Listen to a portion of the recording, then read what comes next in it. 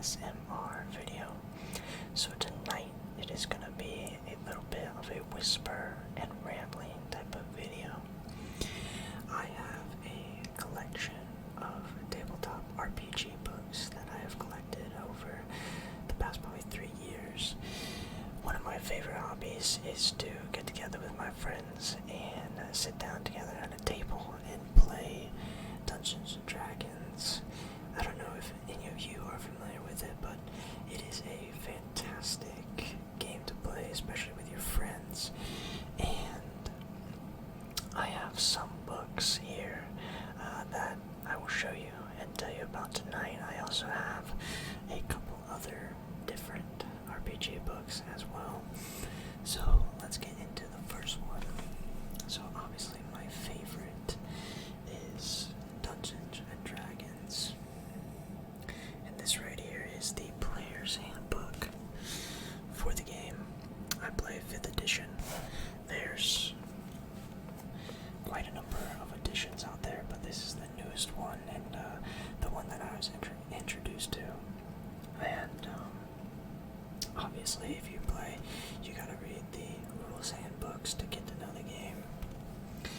And it can be a little bit of a difficult game to learn at first, but you tend to pick it up pretty quickly. And once you do, you realize how much fun this game is. So, to read a little bit of what's on the back here, it says, "Arm yourself for adventure. The Player's Handbook is essential reference for every Dungeons & Dragons role player. It contains rules for characters' creation and advancement, backgrounds and skills, exploration, and combat, equipment, spells, and much more. Dungeons & Dragons immerses you in a world of adventure. Explore ancient ruins and deadly dungeons. Battle monsters while searching for legendary treasures. Gain experience and power as you trek across the uncharted lands with your companions. The world needs heroes. And will you answer the call?" And this game is, at first, when I first got introduced, my friend asked me, "Do you want to play a game of Dungeons & Dragons?" And at first I was a little bit off-put because usually when you think of Dungeons & Dragons, you think about a bunch of, nerds sitting at a table. Well, that's exactly what it is, but it is so awesome. And once you play it, I think if any of you are into fantasy or just like medieval type of stuff, if you like Lord of the Rings or Harry Potter, and haven't tried Dungeons & Dragons, it's quite an experience, and it's definitely a great hobby to get into.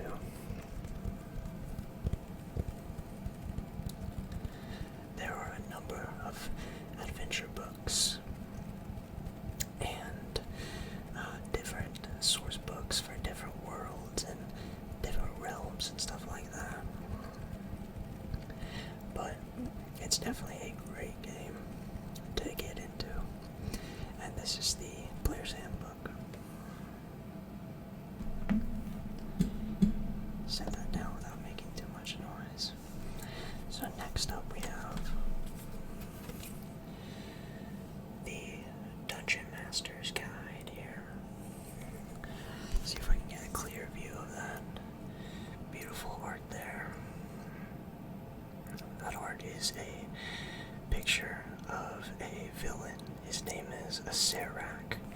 He is a undead lich, which is basically a wizard who has turned evil and kind of lives forever and has made deals with some dark gods and has gained power and influence and stuff like that. But this book is for the Dungeon Master, and the Dungeon Master is basically sets the scene, tells the story, and is in charge of the game itself.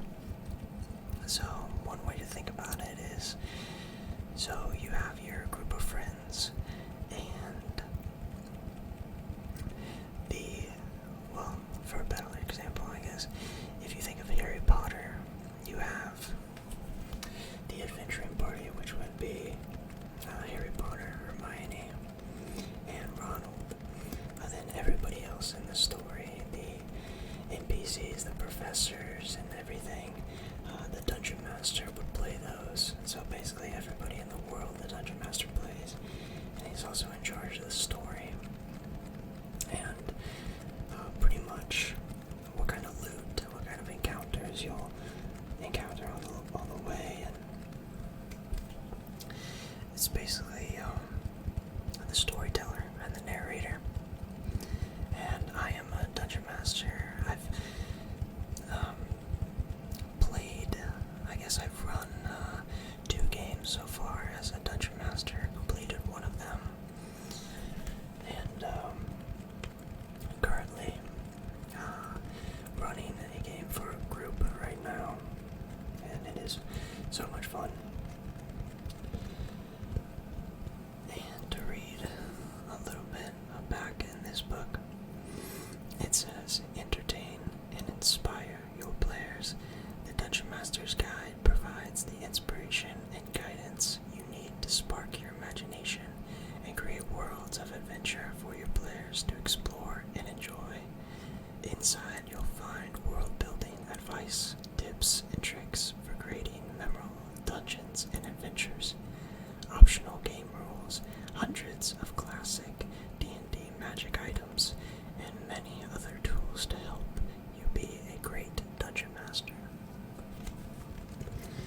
So definitely, this is a must if you're planning to run a game, and if you haven't experienced being a DM, I would highly recommend that you try it out. It's definitely not for everyone, but for those of you that get to experience, it's definitely a whole different experience than being a player, and it's a lot of fun too. I enjoy it. So that is the Dungeon Master's Guide. Next up, we have quite an important one as well. We have the Monster Manual, and if you can see that beautiful picture of the Beholder is what they call that creature.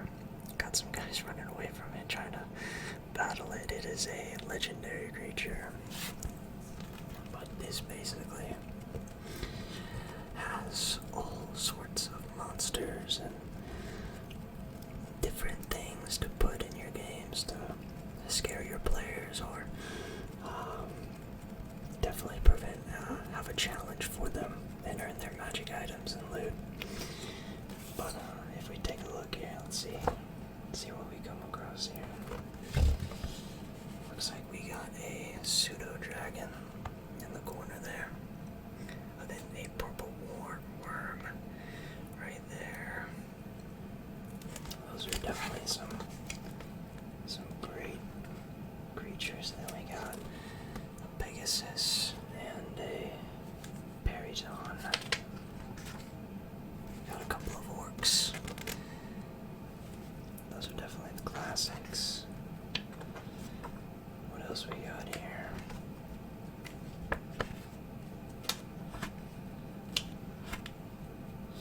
Looks like there's a Hydra, and then a Intellect Devourer.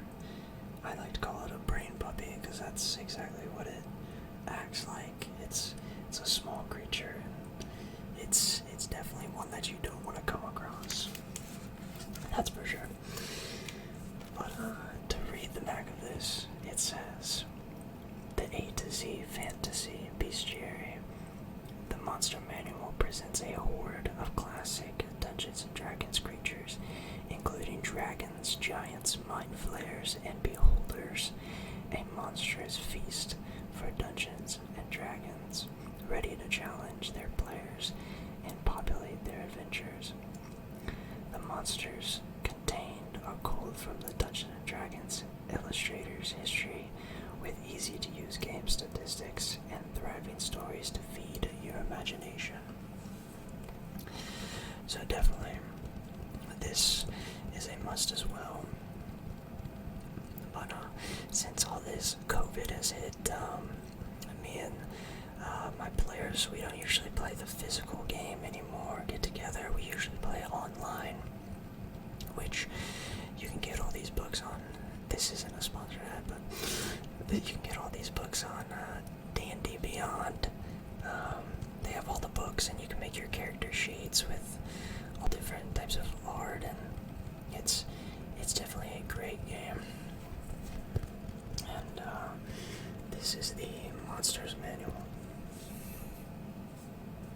So next up, this is an actual adventure that a Dungeon Master would play and run through with his players.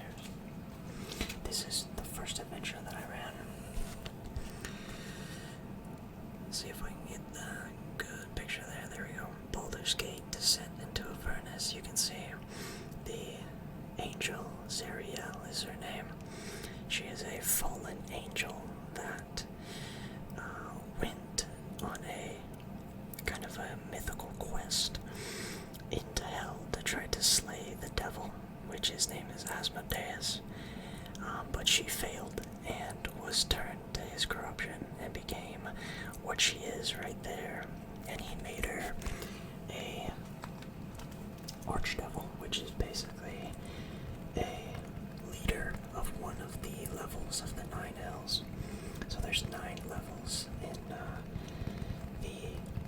kind of hell realm, if you will, of Dungeons and Dragons, and she is the leader and in control of the first layer, which is Avernus.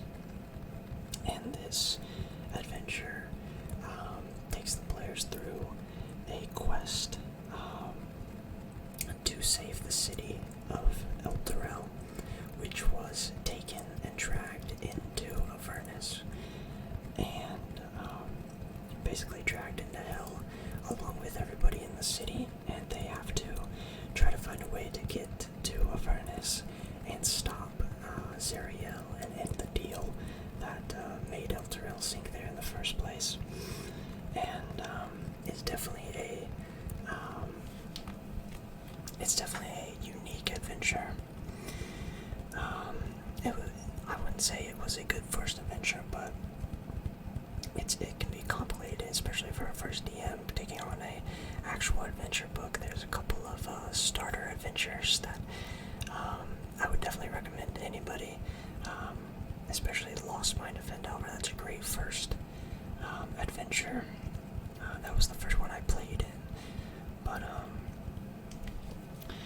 I'll read a little bit of the back of this. It says, "Forge your fate in Hellfire. Welcome to Baldur's Gate, a city of ambition, corruption, and murder.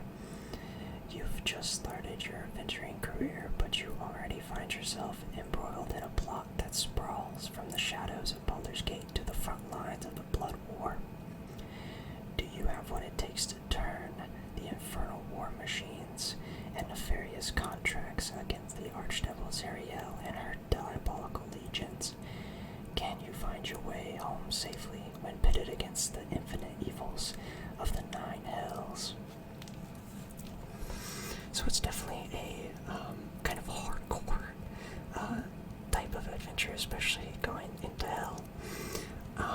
But at the end of the day, your players are trying to save the day. So it was some great adventures. It was a great adventure, and definitely had a good time running it. So that is Descent into Baldur's Gate. So next up, we have one of the adventures that I'm running right now. I'm using a different setting, which I'll introduce them first. So if any of you are familiar with Dungeons & Dragons and I've even heard of a Critical Role, this is made by them, Explorer's Guide to Wildemount.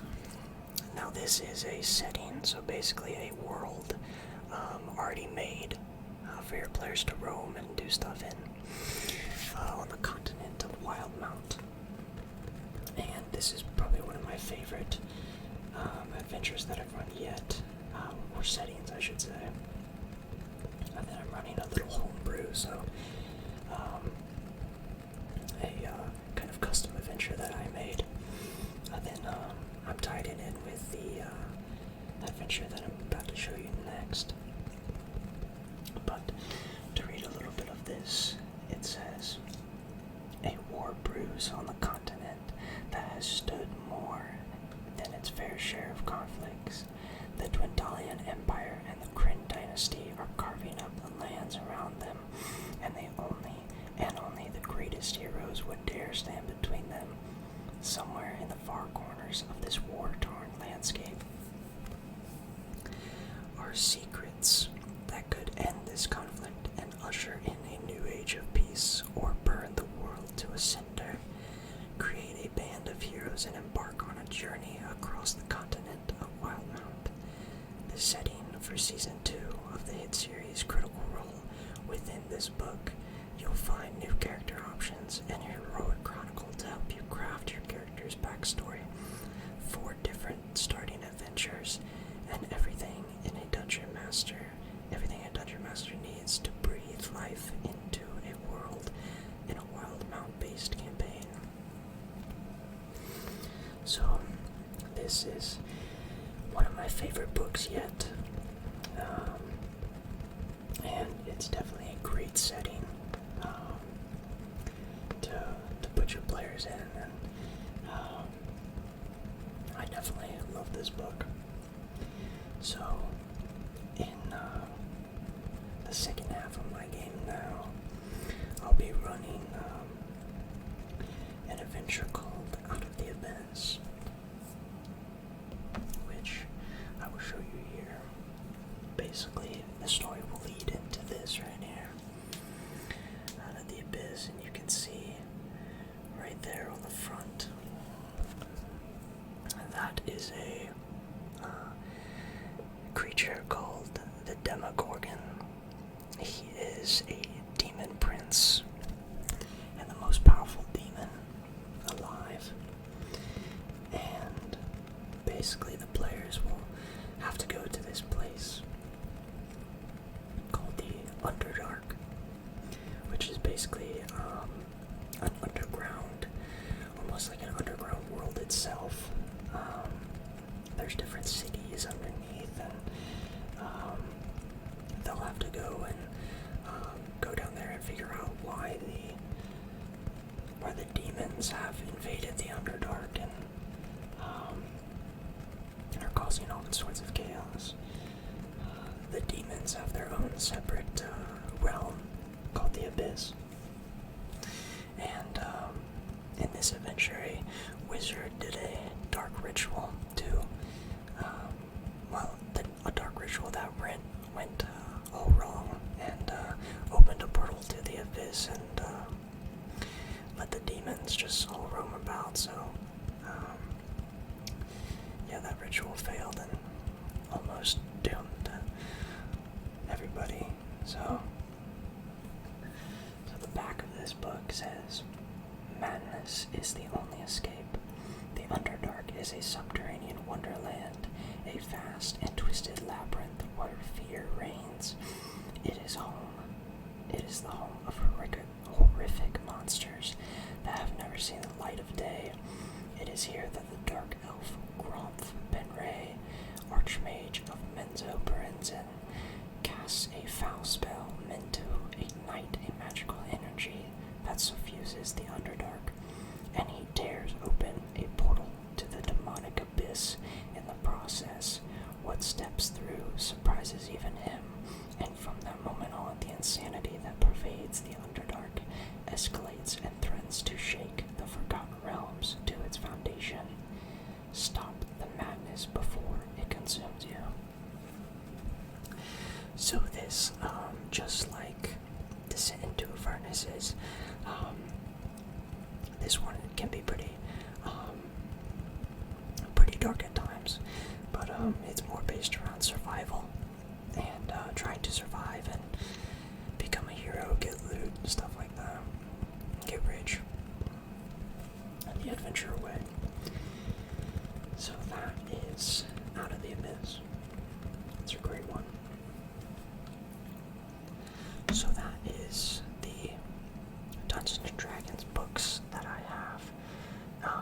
Next up, we have something that I haven't used yet, but intend to eventually, which, if any of you do not know, I'm a big fan of The Witcher and Geralt of Rivia, which I have a poster right behind me right there. And this book is basically set in that world and kind of takes you through, gives you options to play witchers and mages and all sorts of different races and classes. So this is, I'm definitely excited to get into this whenever I have the time. But I'll read a little bit of the back of this.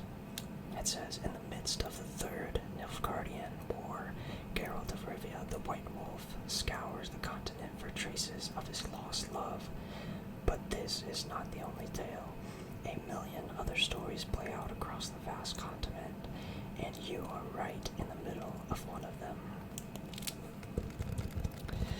So that's a little backstory of what to expect. And so it's definitely a good book if you want to tell your own stories, and if your players want to have a story and a character in there as well. Definitely a good one. So the last and final book that I have is something a little bit different than the others, a different system entirely, which is called The Legend of the Five Rings. Beautiful book. And this one, like the others, are medieval style. This is plays in feudal Japan, so it's basically like a samurai simulator almost, if you can think of it like that.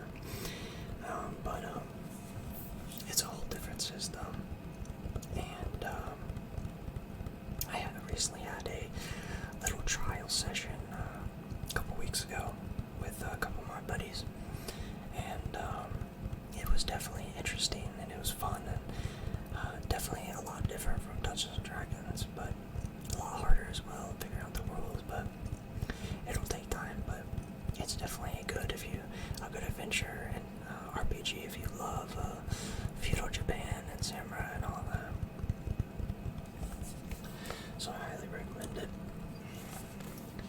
So, a little bit of the back of this.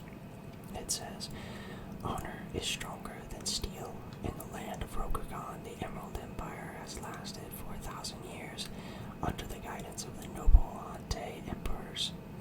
The great clans of samurai have protected the lands from threats within and without since the time of the kami came down from the heavens and established Rokugan as the most favored of the kingdoms. But after centuries of prosperity, cracks appear in the empire's foundations. The spirits of the land have become restless, and wild armies of evil horrors march from the Shadowlands. Members of the great clans have begun to wonder if the time of the Hante is over, and whether the heavens would favor new rulers. So it definitely combines, has a little bit of supernatural monsters in there as well to fight off and save the day. But that was the Legend of the Five Rings. So that is my collection of RPG books.